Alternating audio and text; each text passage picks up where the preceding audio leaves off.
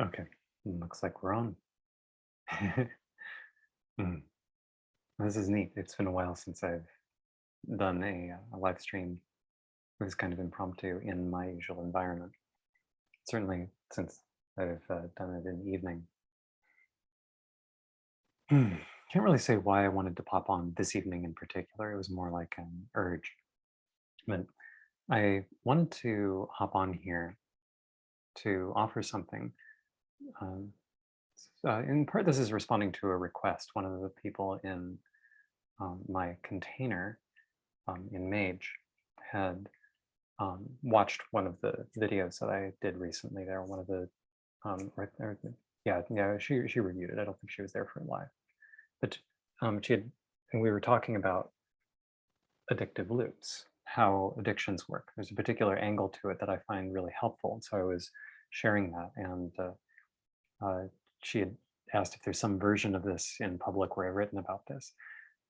The thing is straightforward enough. I would just love to put it out there. So in part, I'm making this so that she has something to link to.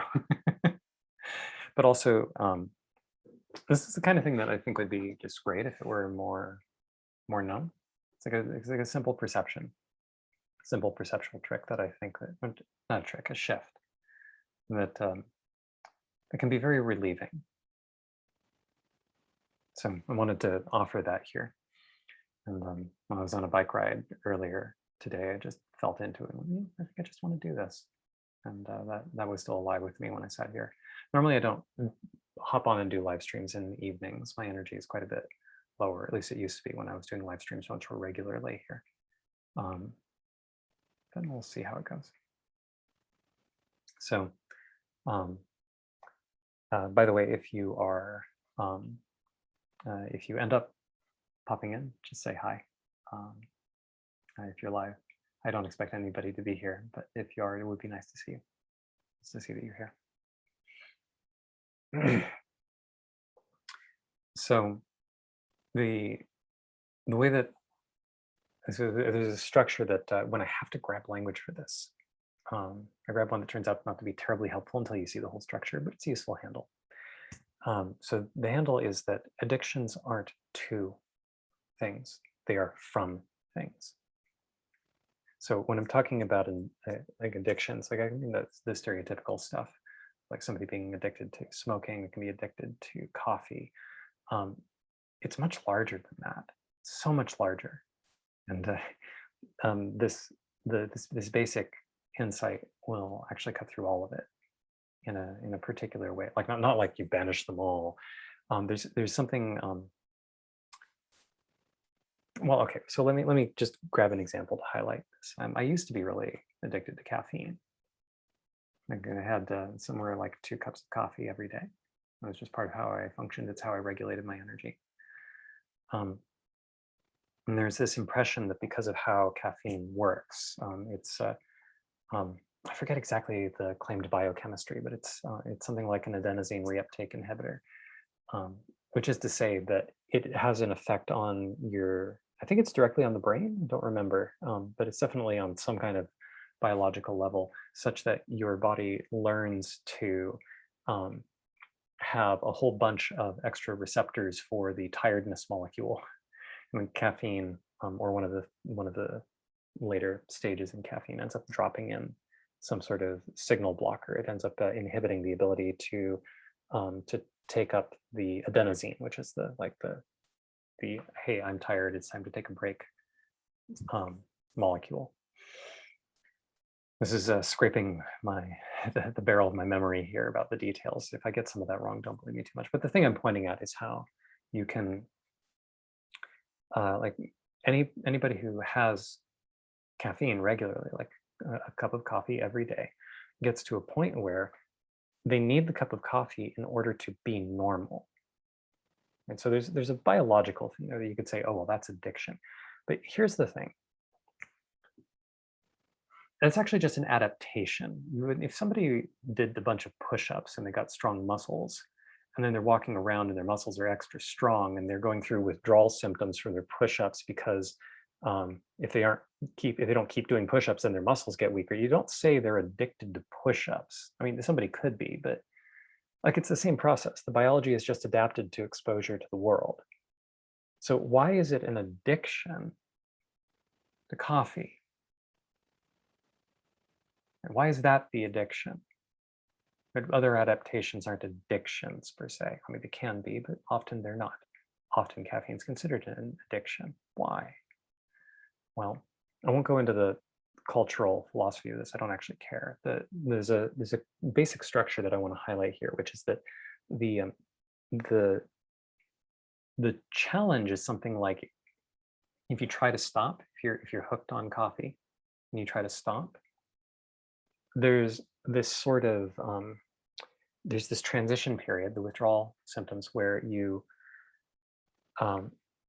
that you have to drag yourself through, and it can be challenging, and there can be a lot of temptation that arises in order to continue the habit.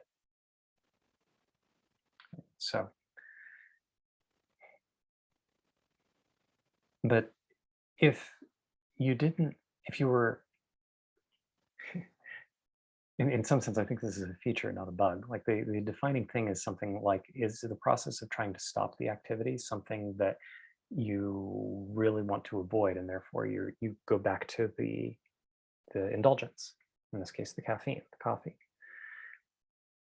I don't feel like I'm saying anything terribly profound here, but there's something very important buried in this, which is why are those withdrawal symptoms, those readaptation experiences, intolerable? Right? I might have been tired before. Right? I've had headaches before. I don't like the headaches, but like if you're gradual enough with caffeine, with cutting out caffeine, you can avoid the headaches. You'll just be really tired. For me, there's a particular thing where after I get hooked on caffeine and then I drop it, if I drop it cold turkey, I can sometimes just feel like I'm dragging my face through the mud, feel kind of depressed. Depressed is not the right word. I feel, at least I used to. I don't think I'd do this anymore. I don't think I would. It's been a long time since I've been hooked. But there's a quality of something like all of the little hints that I am a failure seem to bubble up. Like I can't seem to do anything right. I sometimes I had to consider, oh, maybe I should put little signs saying, remember, you're quitting caffeine. It's not that you're bad, it's that you're quitting caffeine.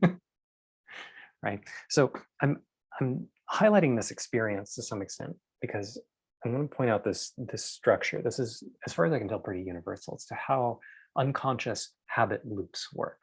I'm speaking of something more general than just the things that culture calls addictions, but habit loops, unconscious habit loops, many of them have, most of them have basically the same structure, which is that, like, so here it shows up in the attempt to withdraw creates contact with the difficulty. There's a particular difficulty. So why is it difficult? Well, I claim it's related to the reason for picking up the coffee in the first place. Okay. So what happens is there is some kind of sensation, like an emotion, a literal body sensation, some sort of memory, like some kind of experience. I'm just going to keep using the word sensation for this, but there's like an experience that becomes present and is viewed as intolerable. This may not be consciously recognized, just the sense of can't. So for me, when I was hooked on caffeine, a lot of it was the sense of anxiety of not being productive enough, of not to, at the time it was not doing enough to save the world. There was also the feeling of inadequacy of if I couldn't produce, that meant that there was something wrong with me, and that felt uncomfortable. I wasn't really conscious of this. I was a little conscious of the anxiety, but there was something of, can I be more productive? And the question of why do I care so much about the productivity wasn't that interesting. Like I would sometimes consciously ask that question, but it wasn't the focus. It wasn't really the focus. Okay. And in fact, when I would ask that question, it would be to see, could I troubleshoot my emotions so that I can be productive, rather than asking, what am I doing? What's the actual tender thing that's going on? Can I become aware of that? Okay. So I would get these sensations, this sense of and like this that kind of feeling, and from that would be an urge. I mean, often that would. So I should say specifically with this one, it was I would feel tired, and then the tired would bump into these judgments. I can't stand to be tired because then I'm being unproductive and so on. And from there, there'd be this flash, this automatic thing of, oh, I could fix the tired and then make the feelings go away. Okay, so the core element, the essence of what makes an addictive loop is that it is indulging in something that distracts from a sensation in a way that does not address the cause of the sensation. That's it. That's the whole game. So here, there was this, for me, this sense of inadequacy, this fear of not enough productivity.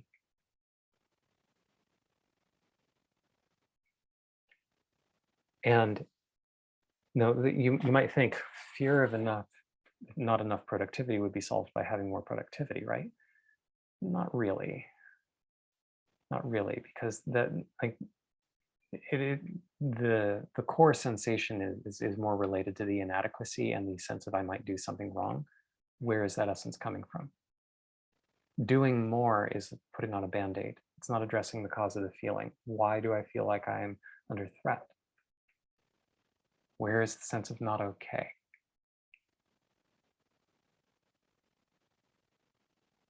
Okay, where's it coming from? That's what the rest of that the sentence was meant to say. Where's that sense of not okay coming from? Okay. So because I would choose to turn to the coffee in order to deal with that, I would get this surge and then I get all this sensation. I could turn to that sensation of the heightened physiological state of the caffeine and then run through more activity. And the activity could continue to distract me. I could feel like I'm doing things, which helps to affirm, but the sense of affirmation is itself the flip side of the sense of inadequacy, because why would I care about the feeling of being affirmed? Like there's a difference between like people appreciating me. I'm just like, oh, you really touched me.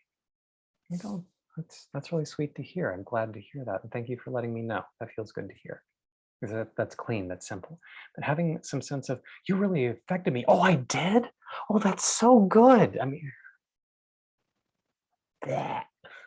Like the reason it has that quality is because it's feeding a gaping hole in the ego structure. It's this sense of I need, right? So having a sense of affirmation in my doing through the caffeinated state, well, the affirmation is more of that hungry ghost quality. It's this, I've got to fill this hole of inadequacy. So it's not addressing the core cause, but it's giving me a lot of sensation so that I don't have to actually be conscious of the feeling of inadequacy that is secretly driving the show in the background. And then this, like eventually the distractions wear out, the caffeine wears off, so the system comes to more equilibrium, start feeling tired again, and the tiredness kicks up the original feeling. Only it's a little stronger this time, both because the body is depleted and because I've just practiced avoiding the emotional discomfort. So it's had a little time to get a little stronger. That's the basic structure. Over and over again. It doesn't matter that it's caffeine. We could talk about cigarettes. Most people who watch this don't smoke, I think. It's just I seem to have a non-smoker audience for the most part. But I have a couple of friends who indulge. I've switched to using a jape, just like a sniffed tobacco. And, And it's the same pattern. It's exactly the same pattern. There's this sensation, and you can get away from the sensation with a loud experience.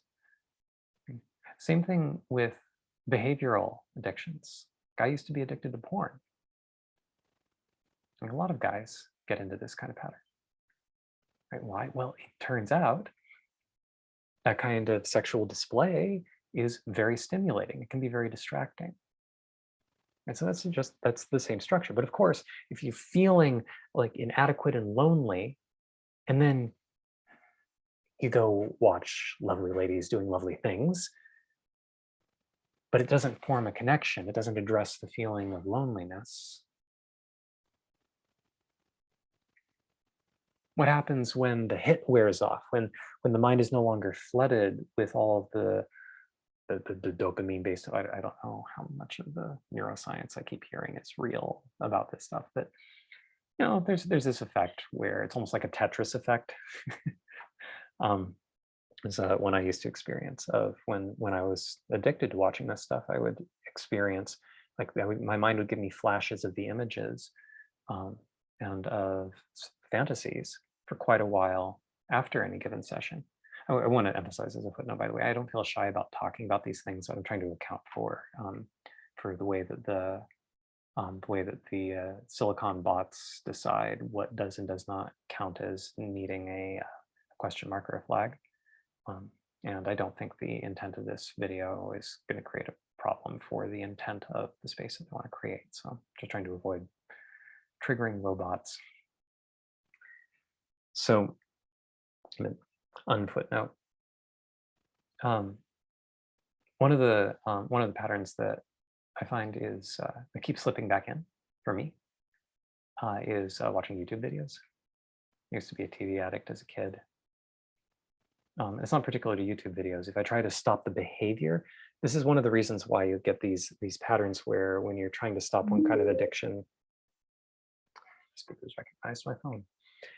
When you try to just stop one kind of addiction, addictive behavior or an addictive substance, often another one will pop up to replace it because it's not about the behavior. So I would find that so it used to be that I would watch Netflix shows over going through and skimming through TV shows and so on. And I decided I need to stop doing that. And then I found myself watching YouTube. And when I made myself stop watching YouTube, what was the one after that? I don't quite remember. I don't quite remember. But there was this chain of like whack-a-mole because the implicit thing is not about the input. It's not about the input at all. Oh, I think if I remember right, I was actually starting to focus on. I don't think I'm going to remember. This is quite a while ago. Yeah. Anyway, but it's not about the addiction. It's not about the addictive behavior. It's about the attempt to avoid. That's why I say addictions are not addictions to something. They're addictions from something. If you can get that, if you can see that clearly, in theory and also in practice, it can let you be very free. I mean, not instantly. There's work to do, and I'll spell out the work in a moment. But like it's as far as I can tell, in every case I have known, like there might be some exceptions, like people who are hooked on meth might have their brains burnt in ways that make it so that they actually can't not be addicted, or which is to say that their biology has permanently adapted such that weaning away does not let them recover. Hi, Sarah. Sarah Quenon mentions, I'm still rocking the TV YouTube addiction. Yeah. I want to emphasize, actually, this brings up something. I want to emphasize, there's nothing wrong with these loops. I want a better term for it, but I mean to include the things that folk normally want to condemn when they're talking about, oh yeah, I'm so addicted to this thing and I really should stop, but I can't help myself. And well, actually you can. You really can. I'll spell out how. But there's a place to come from about that. That's about recognizing it's okay if you don't. And I don't mean to moralize about these things at all. The reason I'm mentioning it is because most of the experiences um, of suffering, of being stuck, of the kind of thing where you keep dating the same problem over and over again. You have the sense of having the same day over and over again. Like the high variance between people about how much any one of these is going to apply. Um, but if there's a sense of recurringness that you desperately want out of, but even your attempts to desperately get out of it seem to feed into the loop itself, right? Sometimes you might actually say, oh, I've had enough of this ride and I'd like out. So that's why I'm spelling this out. This is the exit, letting you know here's the exit. um, it requires that you actually want it. That's all. And there's nothing wrong with not wanting it. Okay? So if you want to rock the TV, YouTube addiction, that seems totally fine. Okay? To the extent that you cling to any addictive loop, it's going to limit something like the scope of what you can become aware of. That seems important to notice. But anyway, that goes into some deep and gnarly sort of mystical spiritual stuff. So I want to leave that aside. It's not terribly important for this. So the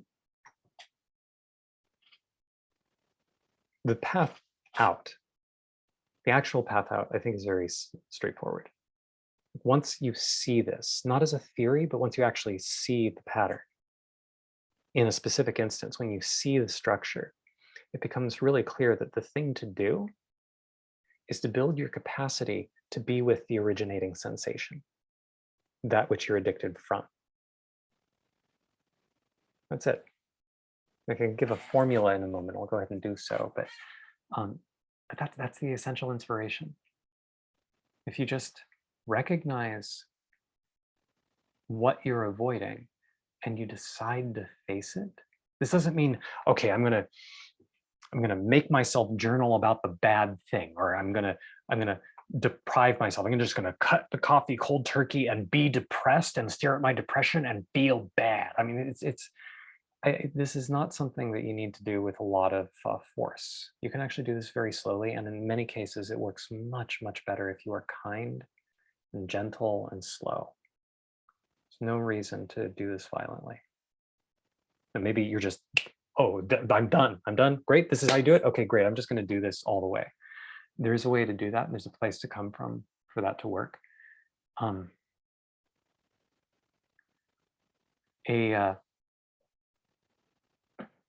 I don't know how universal this is as a rule of thumb, but that's a suggestion. If you're unaware of it until I mention the memory that you have needs, right? If you have been losing track of your body in the course of listening to this video, the chances are pretty good that if you try to go full steam into just killing an addictive loop with full force, that you're probably feeding the pattern that is actually causing the suffering that you're trying to end. Right? So if you actually want to remove the suffering, slow down.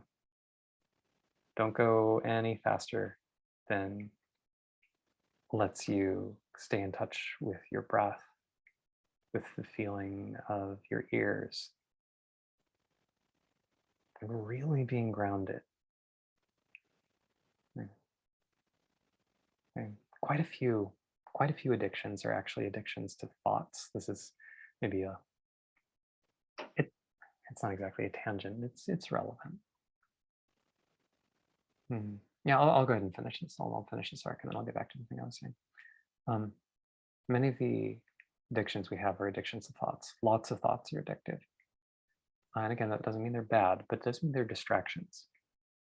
They're often distractions from the experience of being incarnate, being human. That's understandable. I mean, there's something kind of scary about it. This is the body you're going to die in.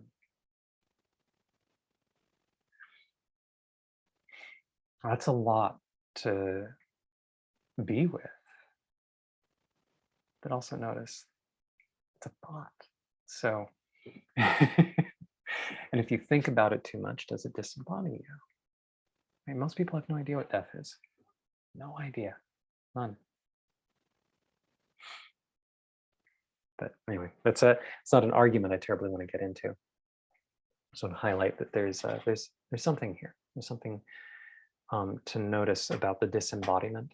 And you don't have to go all the way into the realms of death and ego transformation and all of that. But if you can't stay in your body when you're trying to work through one of these loops, the chances are that you're actually just going to feed the loop that you're actually trying to target. Okay. And again, that doesn't mean you're doing anything wrong. I'm just letting you know. Something to be aware of. You actually do.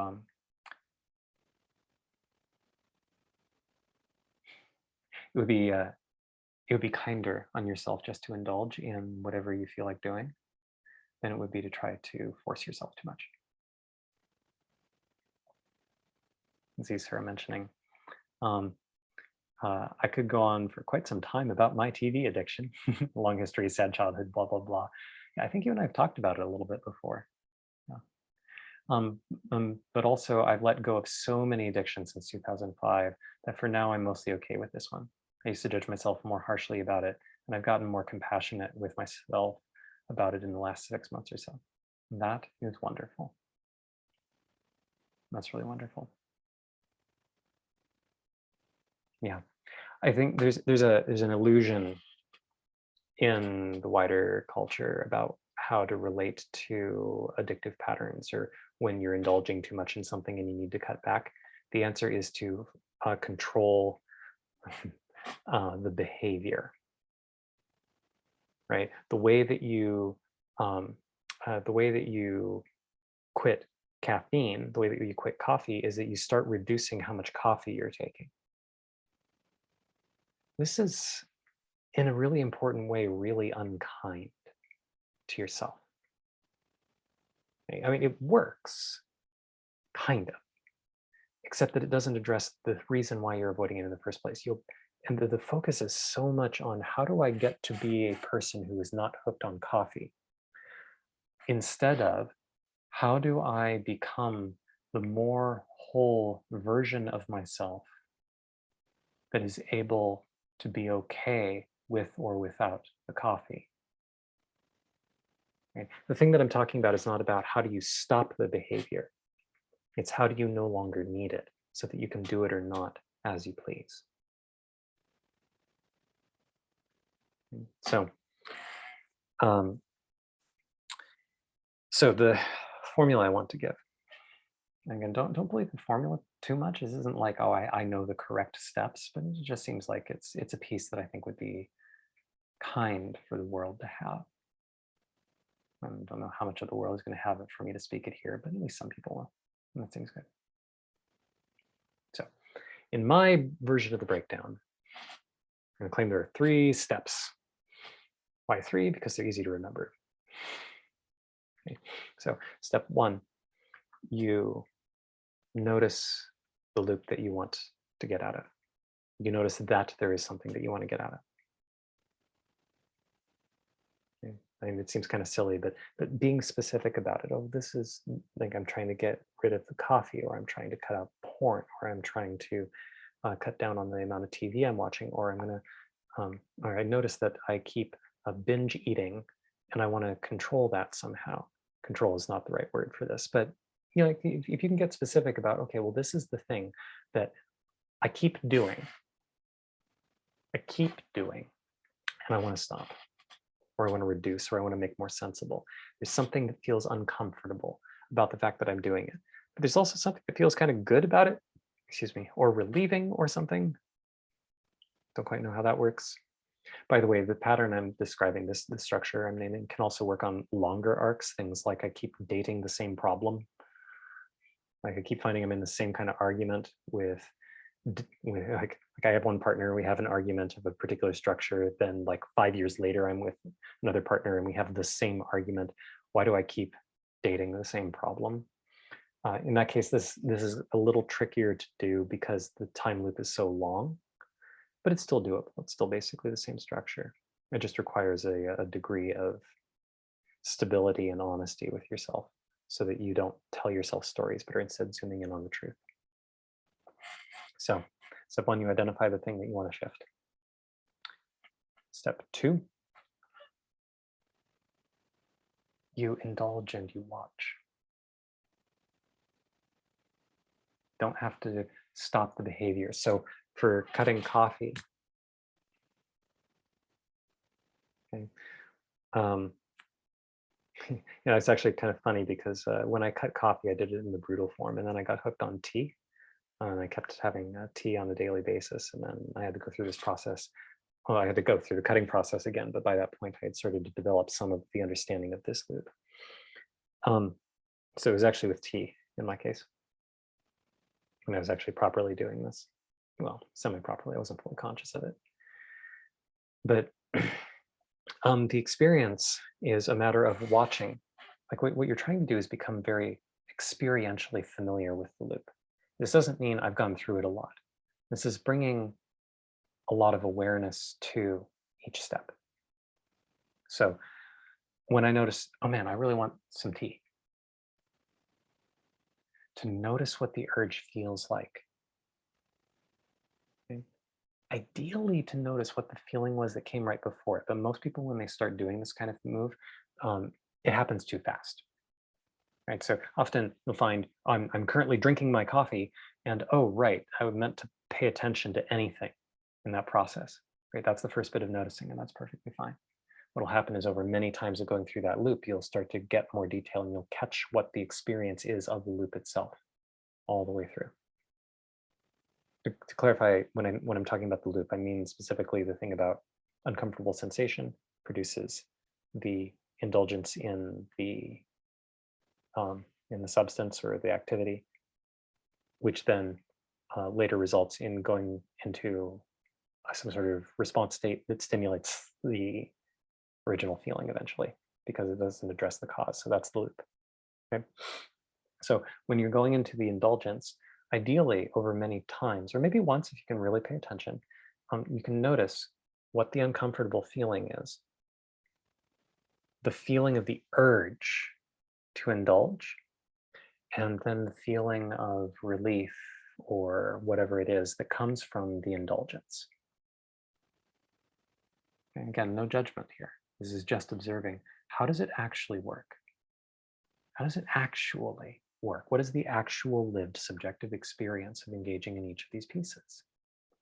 You can, if you can remember to pay attention, like with caffeine, it takes a long time for it to wear out of the system. You can actually watch the other end of it as it starts to wear off and these blah feelings start to come back, and you can track, oh, this is kind of like the original uncomfortable feeling. Okay? So you're looking for the point where, to complete step two, although you'll keep doing this for a while, you'll end up getting more and more detail over time. But to complete step two is to have a very clear identification of what the experience is that you're avoiding. You don't have to have a name for it. It does not matter if there's a story. When I'm talking about the experience, I'm actually talking about something very embodied. I'm talking about the sensation in the body. It's not just, I feel inadequate. It's a very specific, it used to be. I think it's mostly gone now. I don't think this pops up for me basically anymore, but it used to be right in the center of my chest. And a kind of sickly feeling down in the pit of my stomach. Okay. And this very particular sort of quality of sort of like, oh no, like this kind of like sensation, like I wanted to hide and curl small and sort of fold my head in on my face or something. Is a very, very particular embodied feeling. So getting very clear about what those sensations are. Doesn't matter what the story is. Completely irrelevant. Completely irrelevant. Okay. Once you can identify what the sensation is in the body, the third step is to build your capacity to slow down the movement into the indulgence long enough to turn towards the uncomfortable sensation. Just spend time with it. So this is along the lines of,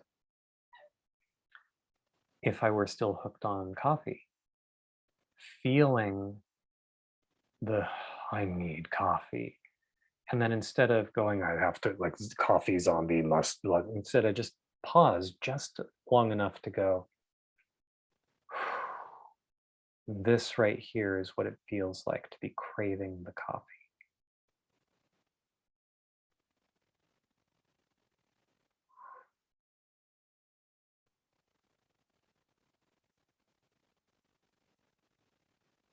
Okay, now I'm going to have coffee. Okay. Over time, this can build. So that eventually, what can happen, and this is basically how, when, like, I'm particularly prone to, if I use any caffeine, my body becomes very rapidly hooked on it. The biological shift happens um, over the course of about 3 days. If I have 2 to 3 days of having caffeine, then I will have withdrawal symptoms for about a week. Um, and I've gotten very used to this shift of, when I feel the down, when I feel that I certainly don't prefer it, I don't enjoy it per se, but I have a willingness and capacity to be with it, such that I don't need to escape it and go, okay, I'm just going to go make myself some green tea. Green tea has less caffeine than black tea, and that's so much better than what I'm going through now. Like, if I start to get a headache, I find that that's actually helpful, because the headache starts to make it so that it's difficult for me to be with anything. It's taking me out of my range, or at least it used to be that way. Um, I haven't had a problem with a caffeine headache for a long time, and I've been building my capacity to be with intensity for quite some time. So, but because of that, I can have caffeine enough to get hooked, and then just plow straight through the withdrawal. Not because I'm willpowering it, but because my core, my still core, is developed enough that I can directly face those sensations. And those particular sensations I'm very familiar with. I know what it feels like to have that sense of deep,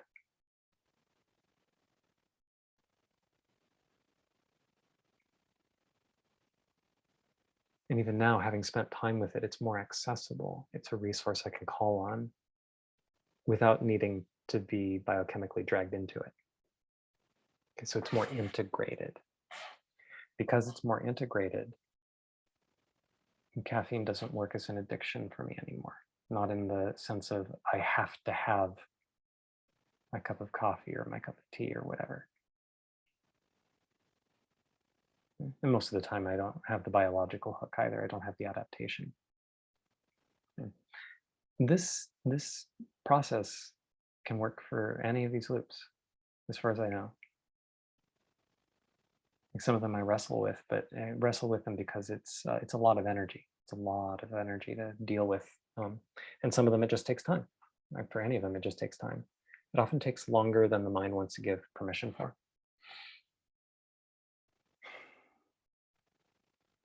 But this dissolves it. It actually just does. It's a lot faster than trying to force yourself. Okay. So now there's a lot of nuance that I could go into about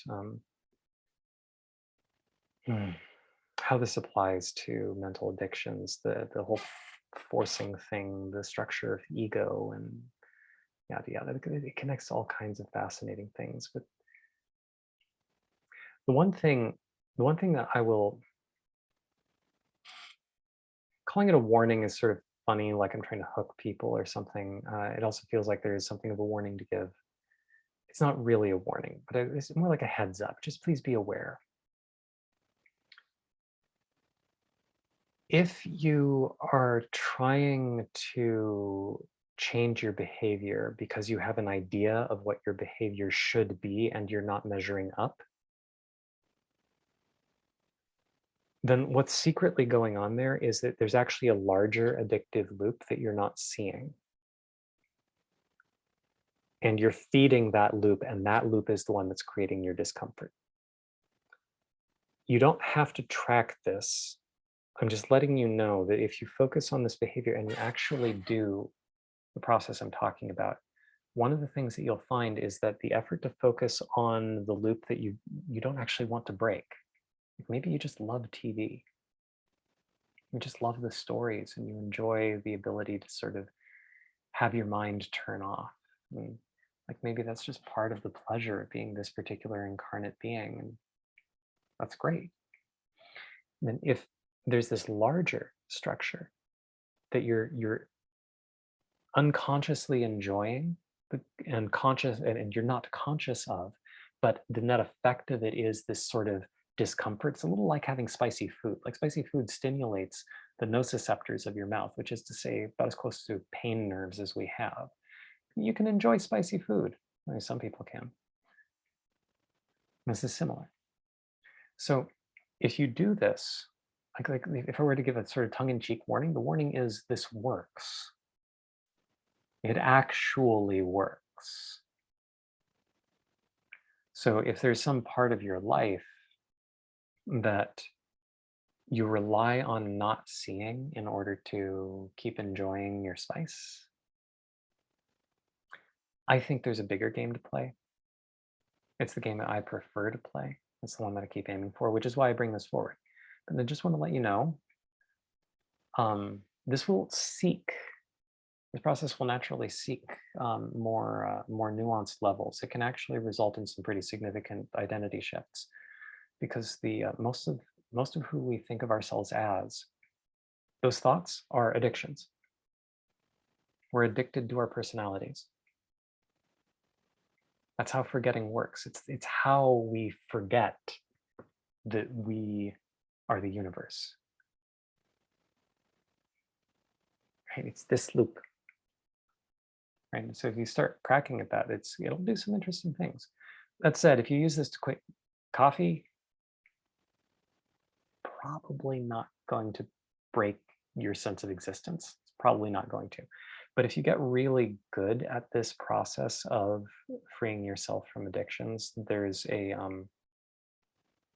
direction it goes in that can be very powerful, can be very, very psychoactive. And if you hand that to a sort of spiritual taskmaster, you have this sense of, oh, I must look at all of the addictions and all of the places where I'm lying to myself. I'm going to force myself to go through. Okay, but it's just not for. Okay, let me be gentle because I need to. Okay, so if that's the tone that you bring, like, I gave a preliminary version of this to a friend like 2 years ago. It was much more forceful in nature. I'm not at all worried about the version I'm giving here, but I just want to give a cautionary tale here that this friend was trying to force herself to look at all of the thoughts that she was avoiding and not listening to her body level sense of that this wasn't safe, that she was forcing herself, that she couldn't stay in her body. This is one of the corrections he gave. And that this ended up re-triggering some suicidal thoughts for her. Because suicidality is another one of these like escape mechanisms. Highly, like it's like, yeah. So I'm not that worried about it for basically anybody who's going to be watching this video. This is part of why I emphasize be gentle. This works just fine if you're gentle. There's no reason to force. None. Okay? This is not a matter of prying open your soul. It's a matter of letting a flower blossom. There's no rush. You're perfectly fine as you are, including the parts where you don't believe that. It's perfectly fine. The point of offering this exit is because maybe you look at it and you go, oh, I think I want out now. Yeah, I think I want out on this thing. If so, beautiful. Here's a tool for you. Okay, I'm gonna wrap it there. Thank you for listening.